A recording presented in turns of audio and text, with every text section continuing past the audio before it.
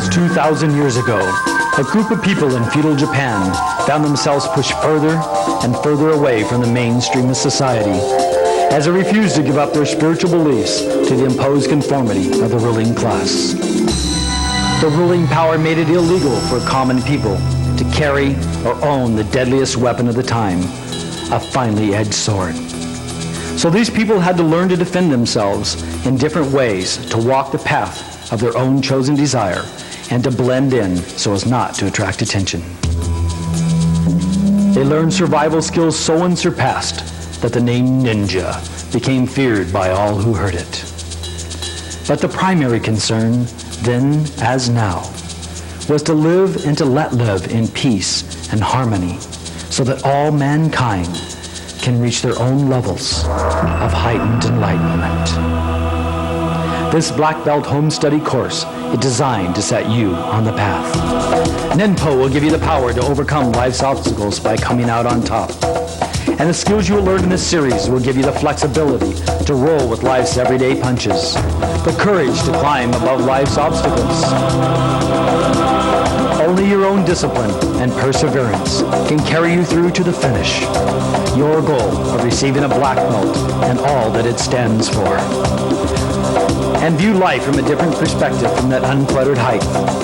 And what the insights that you've gained will help you to slice through all the things that are holding you back from being all that you can be.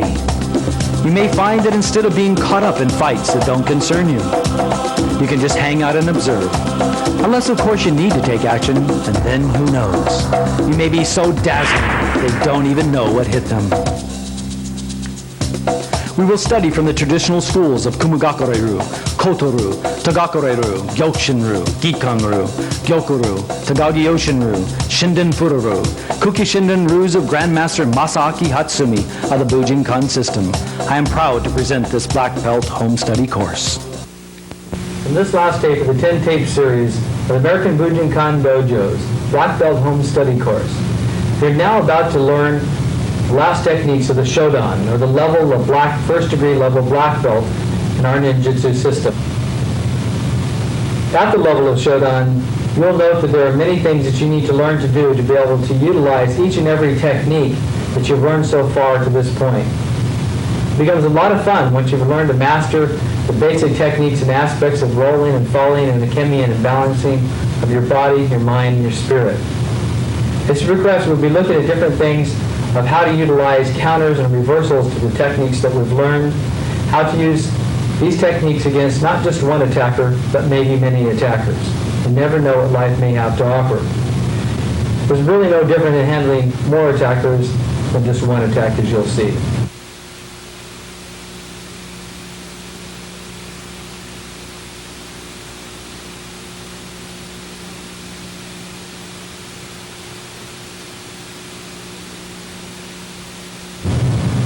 By the time the person reaches the Shodan level, they should be able to know the different Japanese names and know them technique by technique, and be able to teach them with proficiency.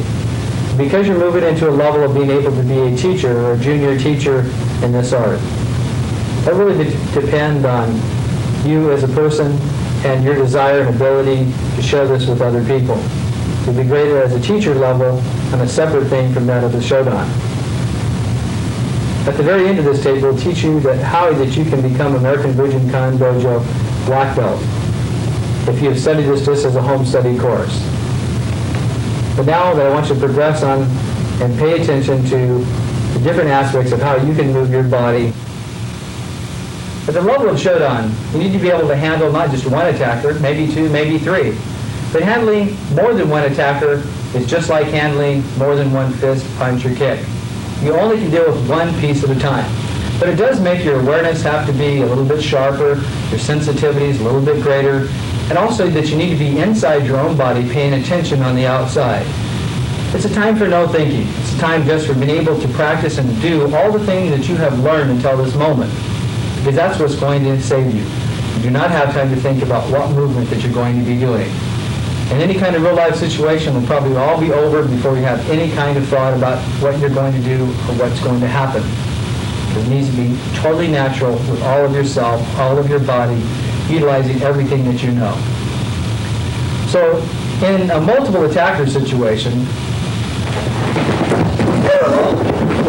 sometimes the best thing about a fight is just not being there.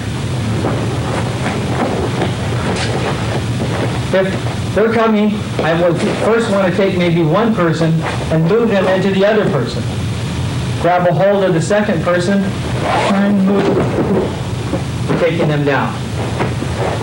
Once more, then slowly, so you can actually see them coming in. I may move one person into the other person, collapsing, taking them down on each other. In dealing with multiple attackers coming on each side of you this way, that I want to be able to look straight forward and watch them out of the peripheral so I can see both of them. This is great practice and training as I just watched his hand come up. So I can see what's going to happen and who's going to move first. I also, if I move back just a little bit here, that also gives me more range and makes them change the direction which they're coming at me. If they're coming at me here, I only need to deal with one thing at a time. They're going to get in each other's way, and I'm going to help them. So if they're coming with any kind of attack, it really doesn't matter what it is, but I can make things happen with each other. I can utilize their arms, tangling them up. So their weapons actually become a problem to them instead of an asset. Punching him in the head, taking both of them down. Holding, tucking, doing what I need to do.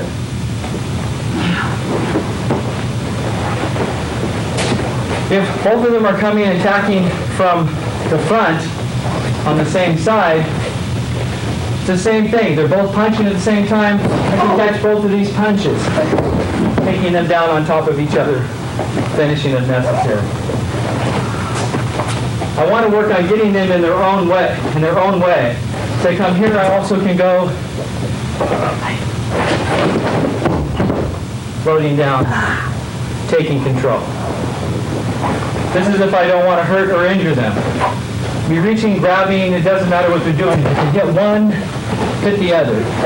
One, take both of them. There's no real difference if I just have one person attacking me and they're throwing one punch and then they're throwing another punch.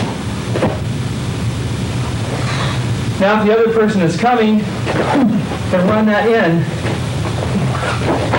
Get both of their bodies to work on both of them. It's no different if I'm having one person attack, here's one punch, and they're punching again with another punch, dealing with each punch, than it is if I have two attackers come where one punches, and then the other one's coming, they're punching. I'm just dealing with one at a time. And it's very easy putting their bodies together to take them down. I can kick and get both people at the same time.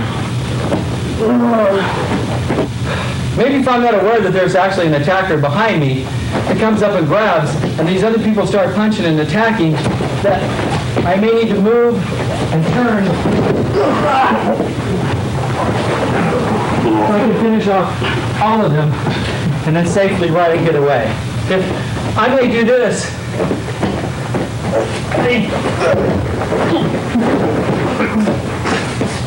other ways, there are many ways out of this, but I want to use, I can easily take one arm, one wrist, turning the wrists, trapping legs behind me, stepping, grabbing, kicking, punching, and finishing off my attackers. Okay. I could step over, taking one leg and the person off balance as my hand comes up to rotate behind, pulling this person down, turning that person, throwing them together. Okay? You can also step behind this person, throwing this person in together now, grabbing a hold.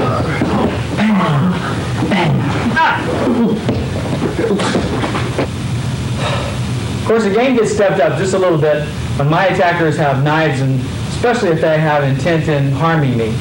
So we're going to keep this slow a little bit so people don't get hurt. I'm going to watch for the first person to move, but I may take and step myself in a different position that now forces, if they are attacking, that I can actually have one person cut as I'm blocking, disarming, taking all the knives away. So I ended up with all 3 blades. I want to get myself where I'm not in the middle. So I have to maybe move my body so that I'm not where they're attacking. So they have to shift. So as they shift, I can take one to trap the other. If I need to, I could finish off my attacker and escape. I'm here, this person comes around here, heading to this blade, but it's up underneath, coming down. Now we're in. I'm standing here and someone's caught me from behind.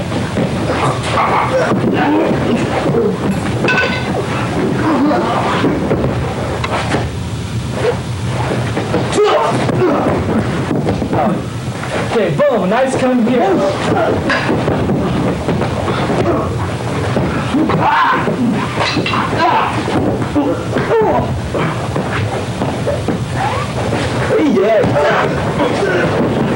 This comes around.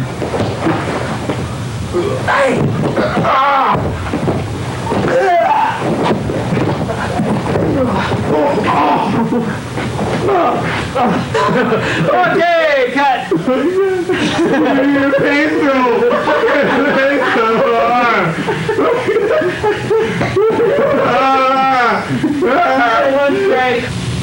As you start progressing towards attaining your black belt, one of the things you're going to want to work on is being able to move from technique to technique and possibly working against certain counters that an opponent may do on the techniques that you're trying to perform against them. One of the things you may want to work on with an opponent is moving in and out of the different kihon, from one kihon to another. And this will progress to being able to counter the different types of counters that an opponent may be doing on you. So if I have a partner, let's just say my partner grabs me here, and I start to perform the Rikyaku. Possibly maybe he's pulling back and resisting my technique. And I can turn this over and go into a Motegyaku. Things of this sort. Maybe I'm doing Ganseki Nage, and he's really on balance and tough and solid. He's reversing this around and going into Mushidori. Maybe he gets his balance back again and got to reverse into Urigyaku once again. Things like this, moving from the Motegyaku, coming around, and taking down Ganseki Yoshi better. Falling back. But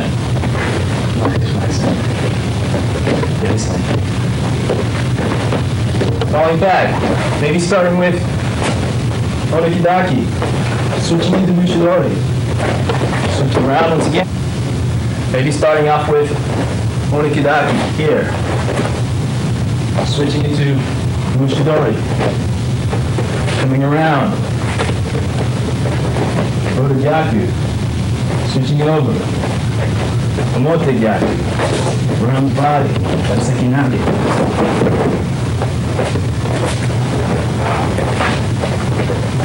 A double hand grab. Starting off with Mushidori. Maybe he's too solid, too strong. Switching over. Ganseki Toshi.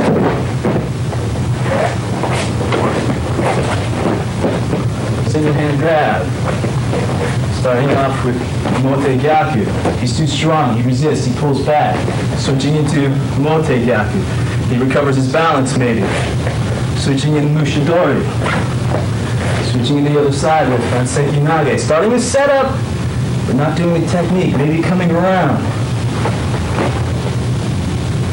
Mushidori once again. Reaching over the hand, Urigyaku. Motegyaku. Onikidaki.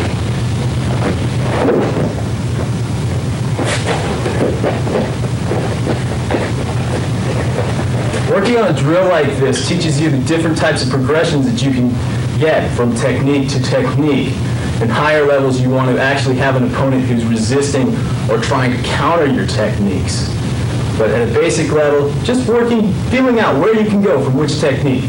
Maybe adding some punches in there. Well,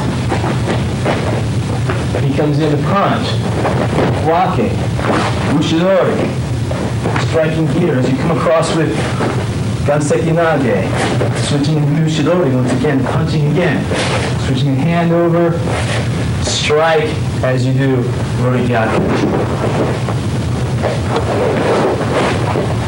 Maybe he comes in from a punch, striking here, switching around for Ganseki Nage, coming down. I guess I must like this, punching in here as you do Mushidori.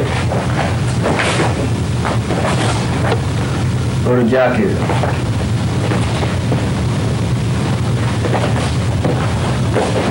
Mushidori. Adding in punches and other techniques as you do these.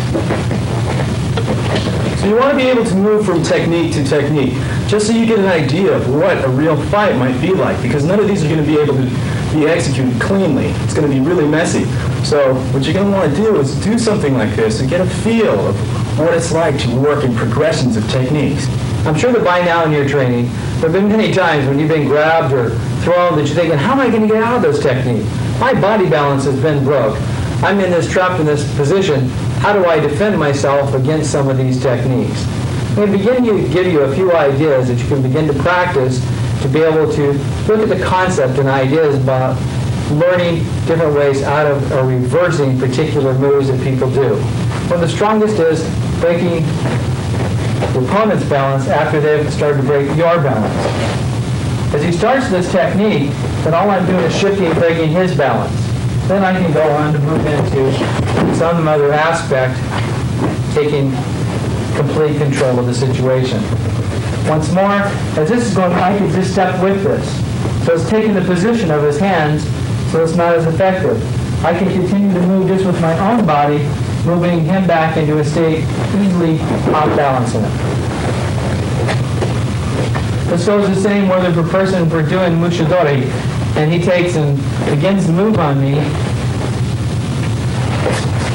As he's coming up, I can move if I move soon enough. If my training partner begins, so let's say Mushidori, fall back taking me off balance, I can even shift right here, taking his body balance, holding on to his arm, taking him down. Once more, other aspects out of Mushidori, because I just go with him. He's taking and pulling my body off balance, and I just continue with my body to take him off balance. It's actually my leg into his leg here that actually supplies the total breaking of his balance. Also, as let's say that he steps back and pulls back in Mushidori. He starts to come up to do this technique here. I can flow with him to take him down. Once more, as he goes here, as he comes, I'm just continuing. I could hold on to his arm if necessary. Begins like from Ganseki Nage. Flows here. Stepped in to do this. With my leg into his, it's easy to take his body off balance. Goes back here, he steps in. If I hit this leg right here, very easy taking it off balance. Another form of Ganseki, as he slides here, I also can take his body by breaking it another way. From the Rorigyaku technique, a couple ideas. As this comes back here, I just want to continue over my hand.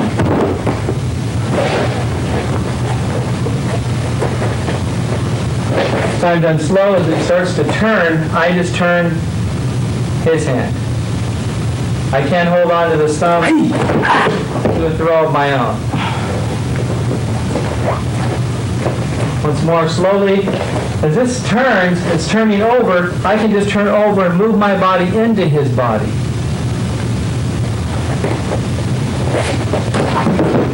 Continuing for a throw. Once more. Right away. This of course is becoming quick, but I can just punch right into his own face. But the secret is actually taking his body off balance. He started this, I'm just continuing it. I could roll over and do ones of my own. Once more on Gyaku. As this comes here, I can rotate my thumb in his chest. Here. Then I can just reach over and do one of my own.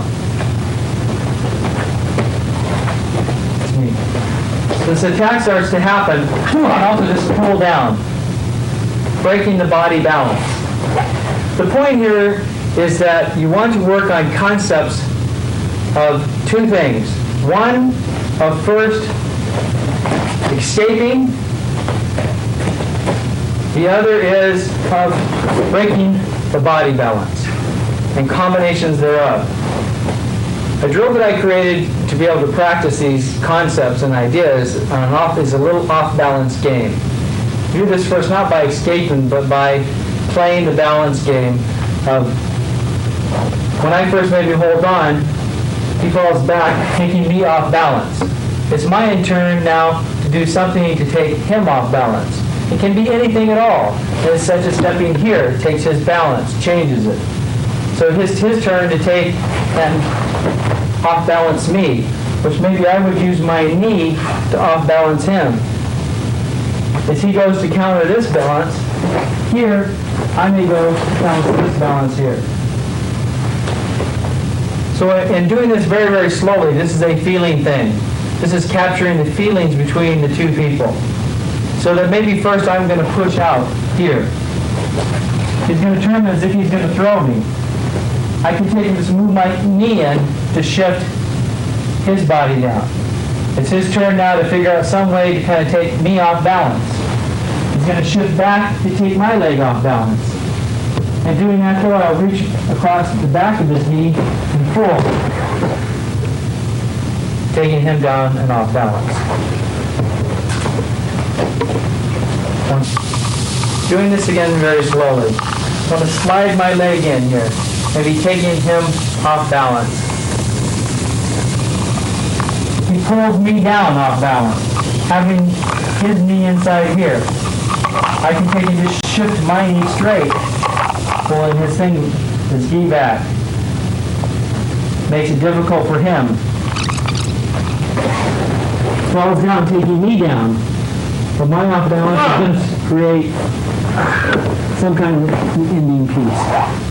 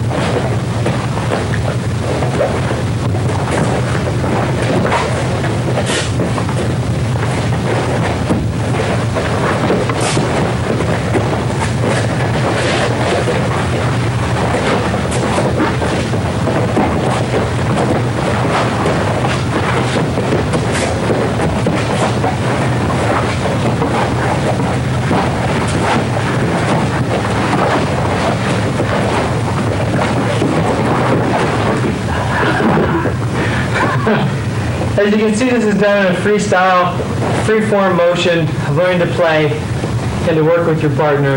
Gives really some fun drills. One of the weapons for Shodan is firearms.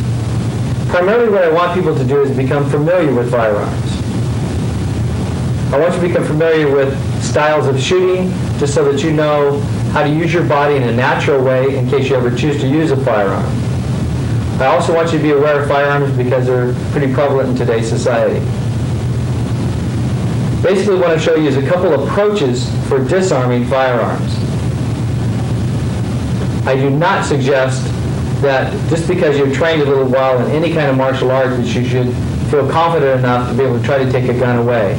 This is to give you a few ideas to be able, if you're caught in that situation, you choose to try to take a gun away, that you know some approaches in doing so. This is not a recommendation to try to think to take away a gun from that somebody has on you.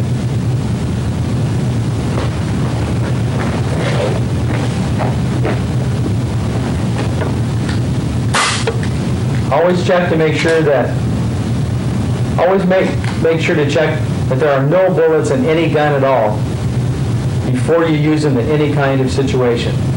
Currently right now we're using a BB and a pellet gun, just making sure that there's nothing in the chambers even after I have checked this weapon thoroughly.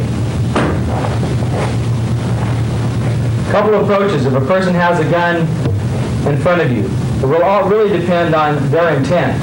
You notice that the line of fire is straight into me, even if it's into my body, that if I have to move, it's the same center line.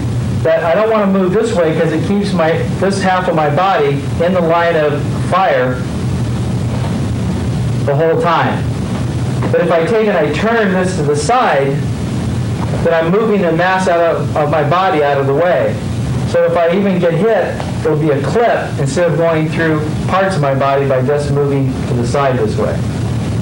So the first move that I would want to do is move all of myself. Some people have a habit of leaving this other arm out, which they're going to get shot right through the arm. If you're going to move on this, that you need to move the weapon away. It will really be determined, your disarms, on whether this weapon has a recoil type action, such as 9mm and some 45s. Because if you grab a hold of this, this is going to slide and cock back and rip your hand off, and the person's going to shift their body and end up shooting you. So you have to be very aware of those kind of things. Instead, placing your hand at the base of the arm here so that the recoil will miss your fingers, coming up underneath the gun in this fashion, turning away. And continuing with this move, taking the gun, stripping the gun out. Could come back, blow against the head itself. So once more, they may say, get your hands up. That's a perfect opportunity because he's expecting my hands to rise. If he expects my hands to rise, can be a time I can just turn and move in here. I can take and do my other moves, as you've been learning already, taking the gun out.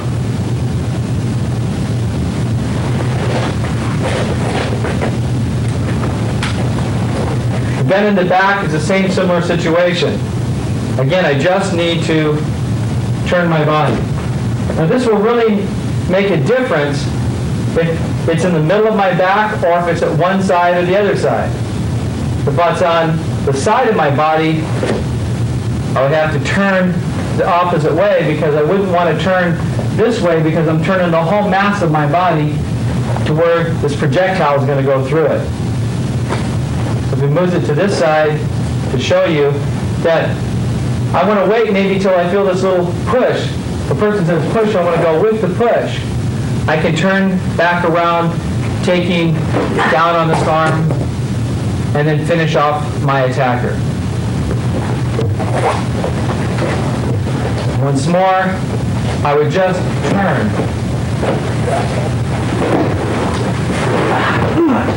Being very careful.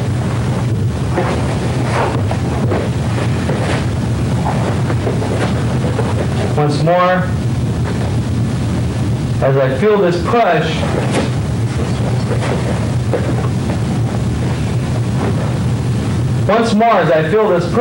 it's natural for me to move. Making sure this weapon doesn't come back at me or point at anybody else. If I can keep the weapon pointing up, I know it's not going to hurt or damage anybody else as a bystander. One of the problems with a lot of gun disarms is people are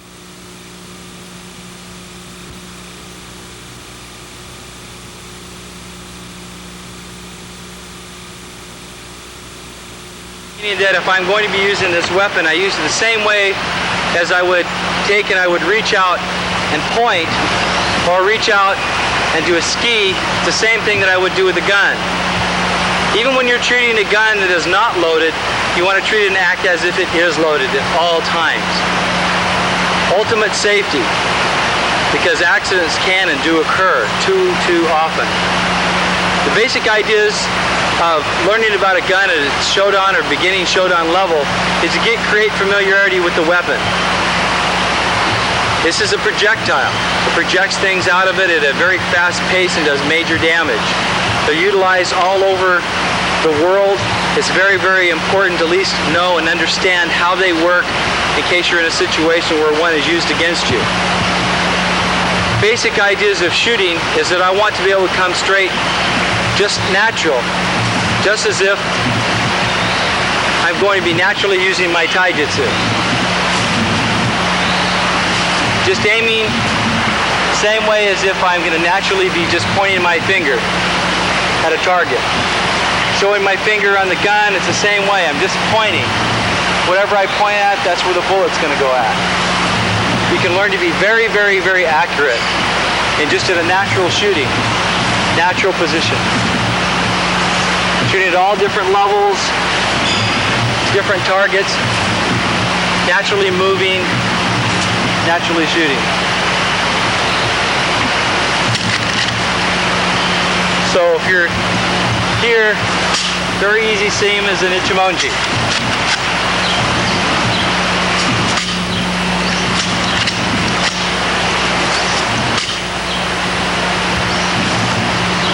Always making sure that you're not pointing your weapon at you.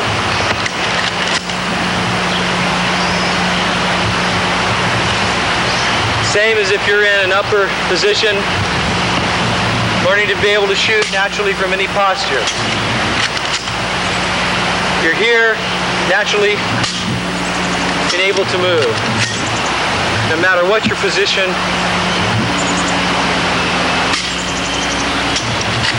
does not take two hands, and it can be just get the feel of the weapon so it becomes as natural as the rest of any other taijutsu that you do.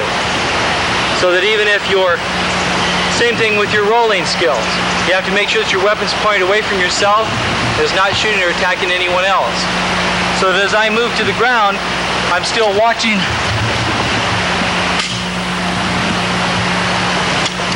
my opponent at all times, no matter where my roll, no matter what my positioning needs to be. Natural. Those are some aspects of learning to use a shooting arm. Besides being very efficient, on all the things that you have learned until this time, knowing all of the different techniques by name in Japanese, and be able to teach them effectively to obtain your Shodan. One of the most important things in the test that I also grade for is your ability to handle a knife-wielding attacker. Doesn't mean that you have to be 100% prominent to where you never ever get cut. But I do want you to see you take away a knife and at least once or twice from somebody that's pretty proficient at coming at you with a blade. And usually that happens to be, well, you may be able to guess, especially when you get by some of the other instructors. But this is fun. I'd like to show you a few ways of looking at ways of taking away blades.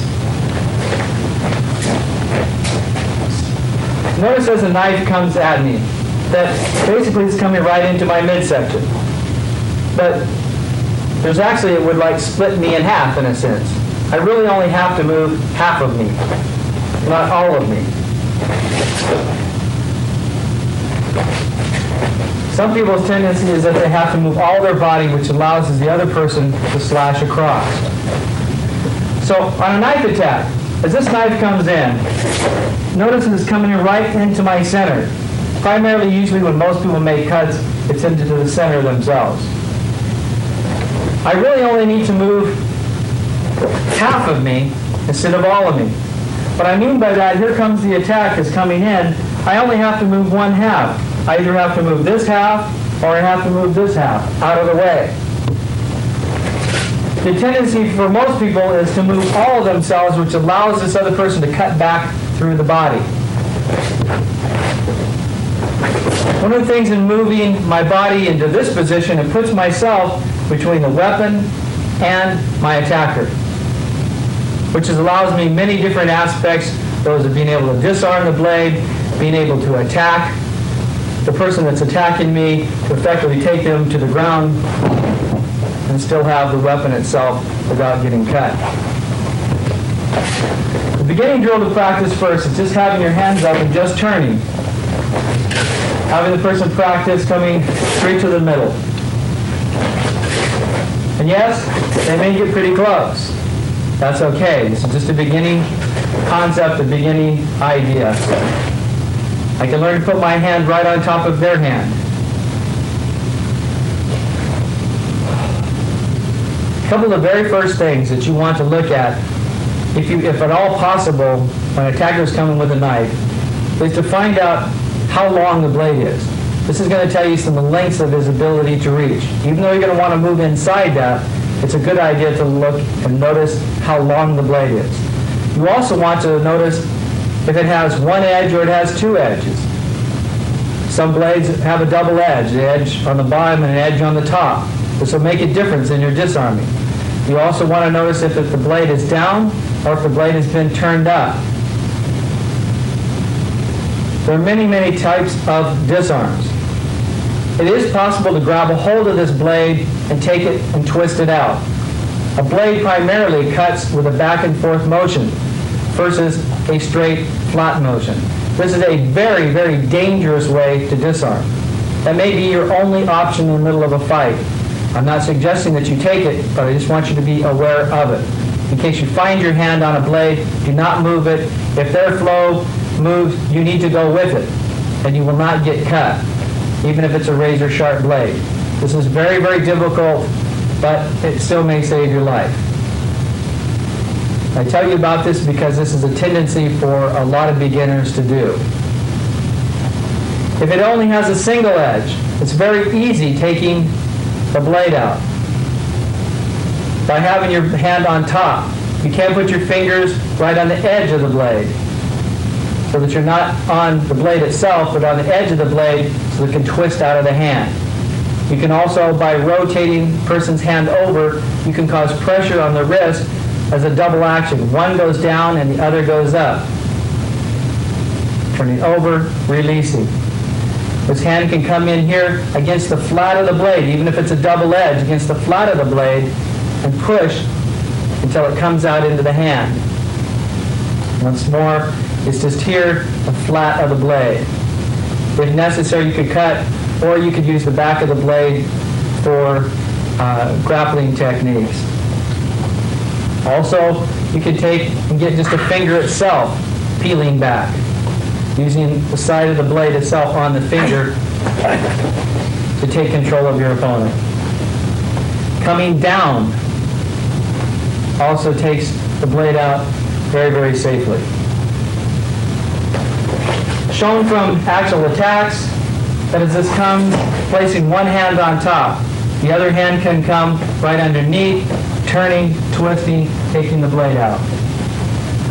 Once more, this comes coming on top, moving my body out of the way. I can come underneath, taking this, taking the blade back out. Move back into other moves to take this person down without doing any cuts or damage to the other person. Of course, you can do things that you've learned for a long time, such as remote gyaku. Once more, hand on top first, reaching up underneath, turning, round. Always taking the blade out. Always make sure you get in a habit of having this blade. It's very, very important. Handing back.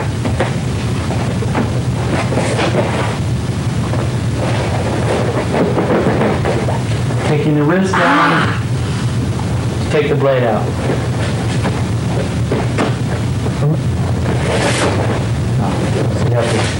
Okay. Coming in and moving to the side. Could be hitting. Immediately having the blade up. Taking the blade back down, using the ground itself to take this out.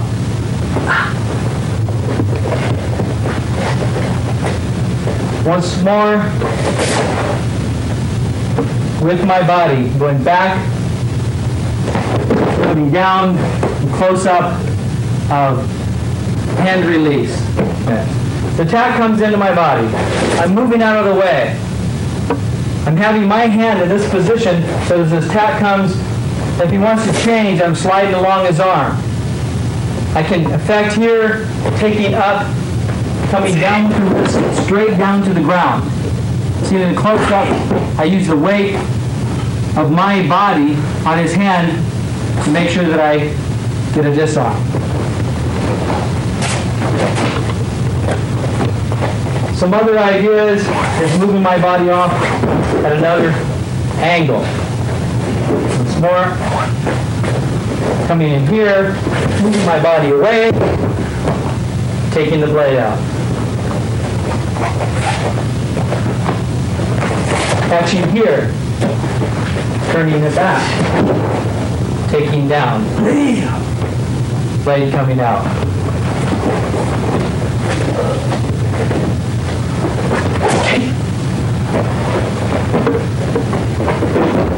Did I keep the energy in it? Sorry, sir. Okay.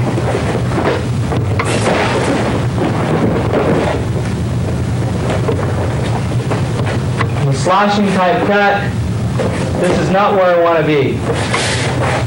I can learn to move this up and over to where I can turn, take the blade away.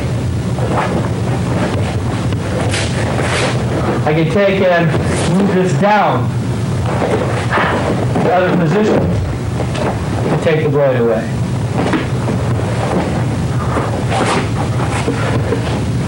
I can take it down as I take him down to take the blade away. Practice this way, these disarms will become pretty simple in nature. Turning against the drums, turning him over, taking the blade away. Overhead type stab. Remembering not that I don't want to be there. At this point, I can just continue this. Taking behind, stripping the knife away. Once more, I can hook this around. I have the blade. It's easy to take the blade away.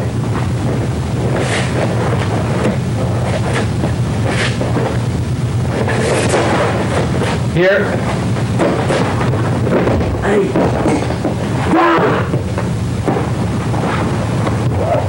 Taking the blade.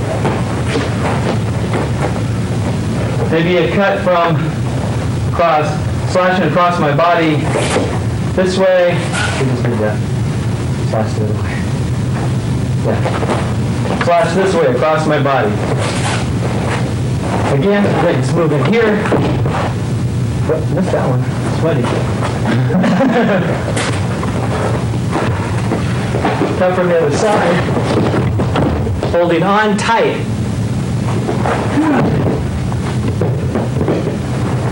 Takes the blade away. Once more. This is coming. Stepping in here. Could be hitting. I'm keeping my arm in tight, sliding here. Locking my arm to the side of my body very tight. Actually disarmed at the handle. Once more. Catching here, right at the handle.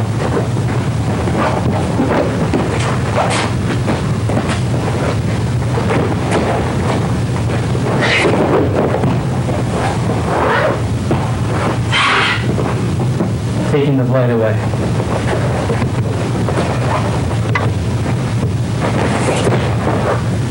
Woo! Always moving, always flowing.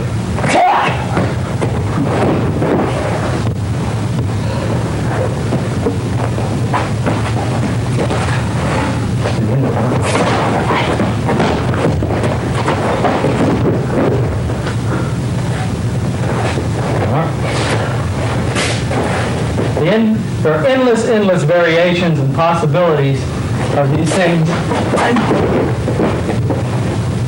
These give you some ideas and some concepts of disarming knife attacks. Good luck. This showdown level tape is the last level of the American Bujinkan Dojo's Black Belt Home Study course on Ninjutsu, the ranking system created by myself, Shihan Richard Van Donk, under the direction and guidance of Dr. Masaki Hatsumi, the Grand Master of Ninjutsu and the Ninpo systems in Noda City, Japan. It's up to you to live your life to the fullest, to grasp every moment, because your life can be empowering. You can have ultimate self-confidence, feel the self-respect inside, have your esteem be high, and let your life be one of purpose, one that creates and manifests a life that's truly worth living, because it is up to you. You've been given some tools to begin to learn to empower your life. Begin by enhancing these things and reading books, listening to audio cassette tapes, going to classes and seminars that help you to empower your life in every kind of form. This is the only life that you've got right now. So shouldn't you live it in a way that brings you love and joy and harmony and peace and lots of fun? I think so. I really think that that's a rewarding life is the only one that's worth living. The Ninpo aspects of this art are actually the most important. We learn to have flexibility and be in who and what we are by learning to have flexibility in the way that we handle an attack or any kind of adversity in our life. I highly encourage you to reach for the stars and pull them in and to create the dreams that you've always desired. And hopefully that your black belt is one of those dreams. Study this course well, and I hope that someday that we're able to meet face to face so that we can give you a test that you pass so we can proudly put that black belt on you and to become a member of the Black Belt Club of the American Bujinkan Dojo Ninjutsu.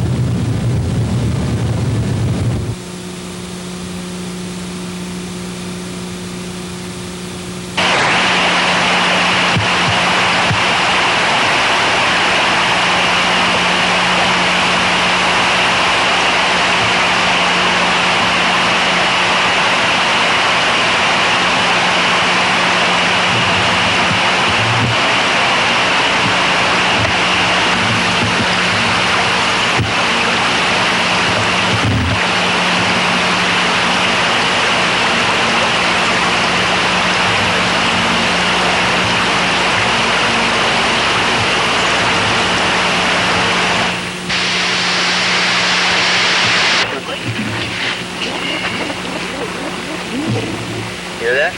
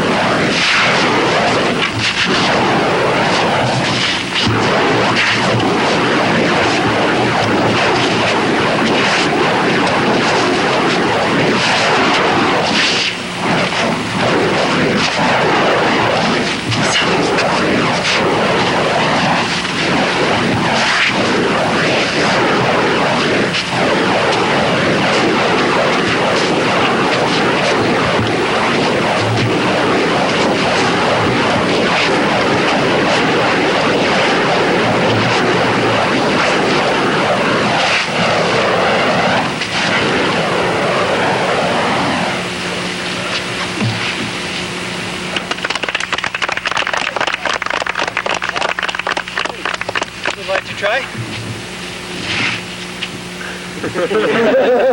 Next? I'll try.